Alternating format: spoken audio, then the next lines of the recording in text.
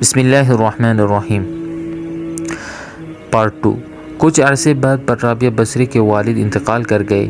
اسی اثناء میں بصرہ کو سخت قحط نے اپنی لپیٹ میں لے لیا۔ قحط کے دوران آپ رابعہ بصری اپنی بہنوں سے بچھڑ گئی۔ ایک بار رابعہ بصری ایک قافلے میں جا رہی تھی کہ قافلے کو ڈاکوؤں نے لوٹ لیا اور ڈاکو کے سرغنہ نے رابعہ بصری کو اپنی تحویل میں لے لیا اور آپ کو لوٹ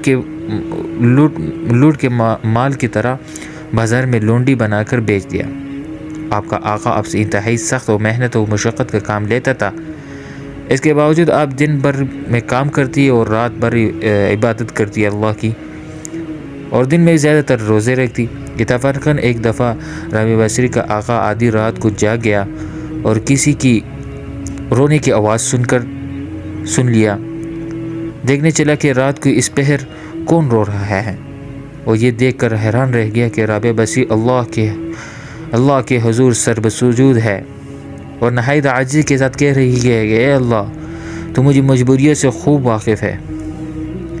گھر کا کام کاج مجھے تیری طرف آنے سے روکتا ہے، تو مجھے اپنے عبادت کے لیے پکارتا ہے، مگر میں جب تک تیری بارگاہ میں حاضر ہوتی ہوں نمازوں کا وقت گزر جاتا ہے، اس لیے میری معذرت قبول فرما اور میری گناہوں کو معاف کر دے۔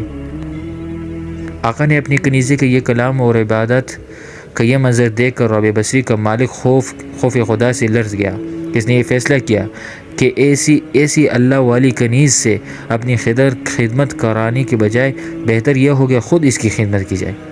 صبح ہوتے ہی آپ کی خدمت میں حاضر ہوا، فیصلہ سنایا۔ اس نے کہا کہ آج سے آپ میری طرف آزاد ہیں۔ اگر آپ اسی گھر میں قیام کرے گی تو میری خوش نصیبی ہوگی، وگرنہ آپ اپنی مرضی کی مالک ہے۔ تاہم اگر آپ یہاں سے کوچ کرنے کا فیصلہ کرتی ہو تو میری بس ایک ہی درخواست ہے، وہ میرے قبول فرما دیں۔ رابعہ بصری کو اس آقا نے کہا، وہ درخواست یہ ہے کہ میری طرف سے زیادتی ہوئی ہے اور آپ سے میں نے کام کیا ہے تو مجھے معاف فرما دے، آپ بہت بڑی اللہ والی ہے۔